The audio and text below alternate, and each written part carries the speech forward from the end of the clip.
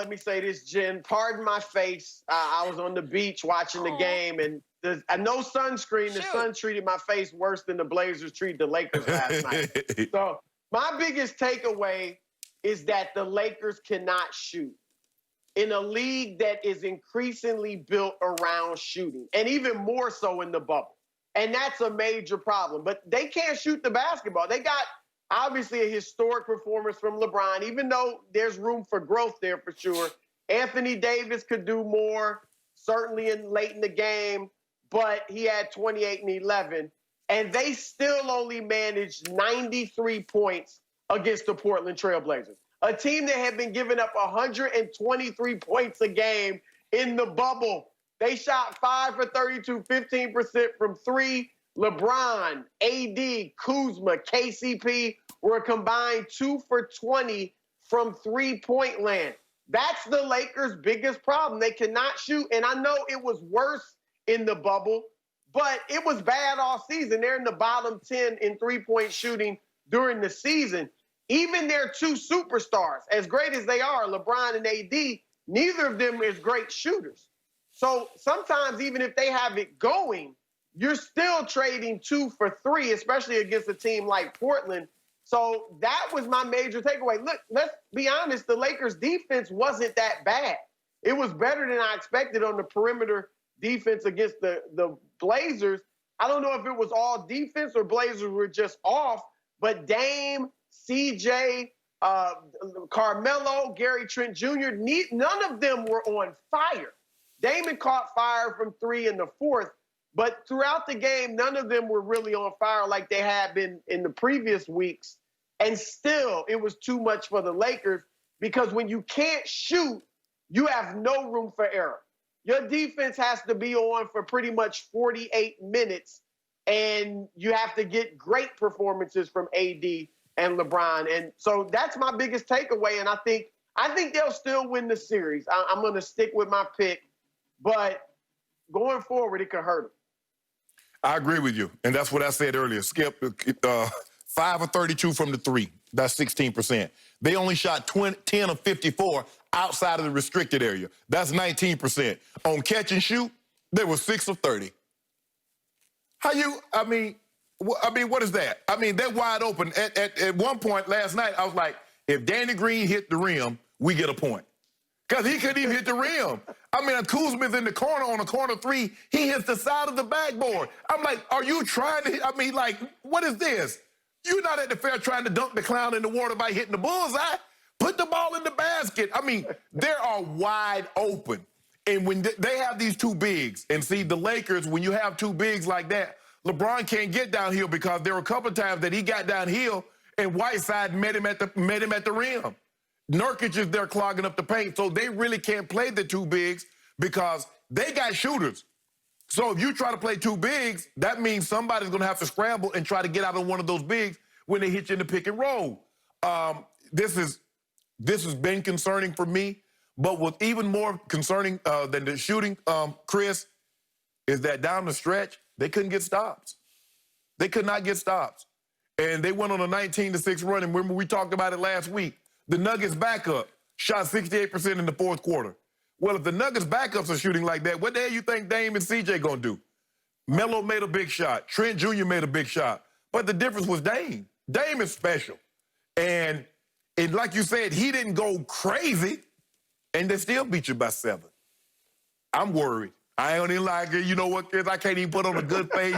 I put on my best outfit. My girl said, boy, put on your best outfit, you'll feel better. I put on my best outfit, and I still feel terrible. My turn.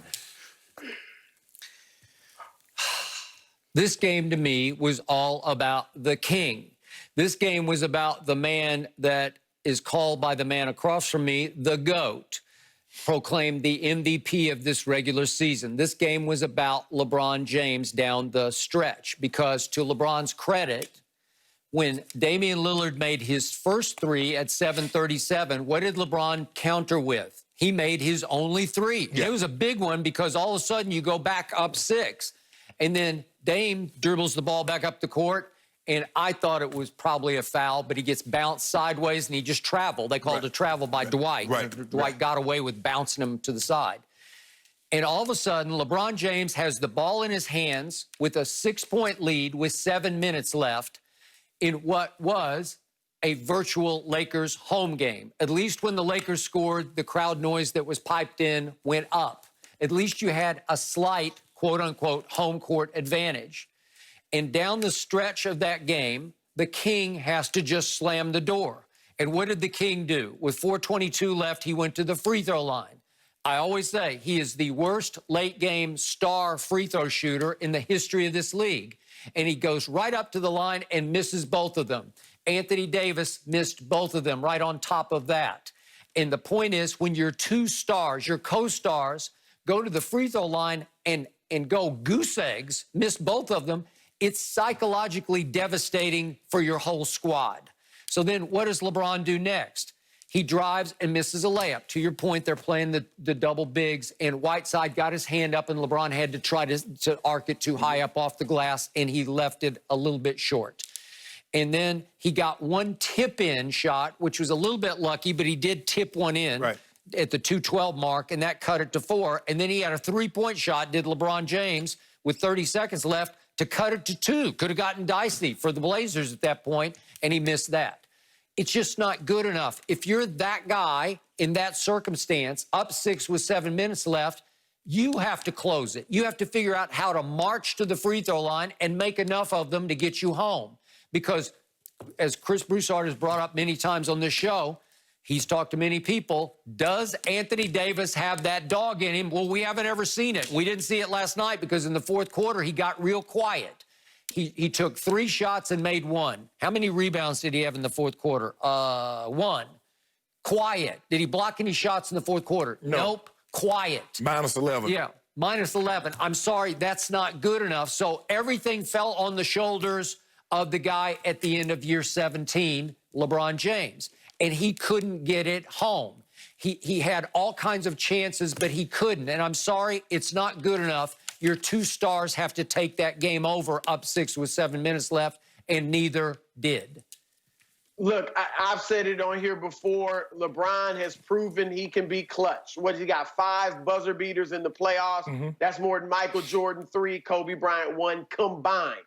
However, LeBron faces challenges in the clutch, and because he's not a great jump shooter. So he either has to go all the way to the rim because he doesn't really have that pull-up mid-range shot, right? Or he has to shoot a long 3, but he's not a great 3-point shooter. Nope. If he's hot, if he's in one of those moments where he's just catching fire, yeah, he'll hit it. But like Shannon said, going all the way to the rim against Whiteside and Nurkic, you got to try to get the foul. I get it. You got to try to go there. Even if they're going to block the shot, you still have to attack. And if you get fouled, you got to go to the line. But then there's a challenge there because he's not a very good free throw shooter. So that is, we're seeing it with Giannis to a greater degree. I mean, LeBron's a much better shooter than Giannis. But we saw it in Milwaukee with Giannis. Teams pack in that paint and say, shoot the basketball. And now somebody else has to beat you. And that's the challenge that the Lakers have. But who else is going to beat you if AD's going silent in the fourth? But here's the thing with AD. Think about this. He had Melo had 5 fouls. Whiteside had 5. Nurkic had 5. They all had 5. Yeah. I mean, all you got to do is just keep driving the ball. Keep driving the ball. And you settling for 3s. I mean, he airballed a couple of them. So, I mean, they weren't even close, though, Chris. I can see the ball lipping out. They rim that and it come out. But these weren't even close. They're 2 bigs with 5 fouls, and you're falling away, and you're trying to shoot floaters. That's not AD's game. AD's better than this. These are the moments you are a big, and being a big for the Lakers is different than being a big anywhere else. No other big matter. Yeah, there have been great bigs that, your Knicks or the Celtics, but it only matters when you a big play for the Lakers. That's what it is. And AD, you got to rise to the occasion. LeBron is going to have to play better. Yeah, he had 23 points and a big triple-double, but it took him 20 shots. AD had 28, but it took him 24 shots. No, that's not good enough. You got to be. These guys shot 50% from the floor in the regular season. This is not good enough. This won't win it. Charles might be right. If you don't come play better than what you've been playing, you get swept. and then they're going to clean house. Vogel will be gone. Ain't no question about it. They get swept, he's gone. Look, this is going to sound crazy, but I've said it to several people. AD is kind of like a tweener. And by tweener, I mean he's not a great perimeter player in the line of a Kevin Durant, a Dirk Nowitzki, you know, somebody like that. Right. But he doesn't want to, he said it, he doesn't want to play center.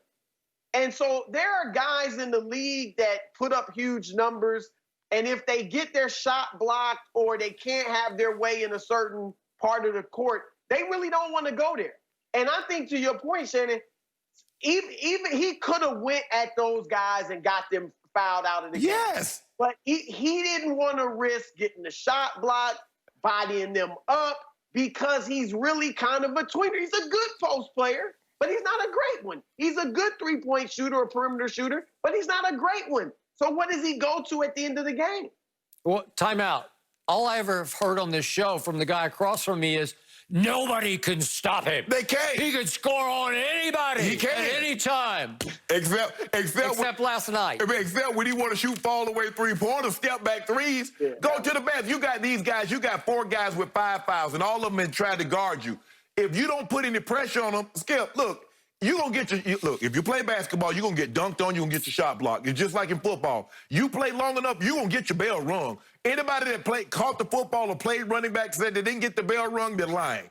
So you're going to get your shot blocked, AD, but you got to challenge Whiteside. You got to challenge Nurkic.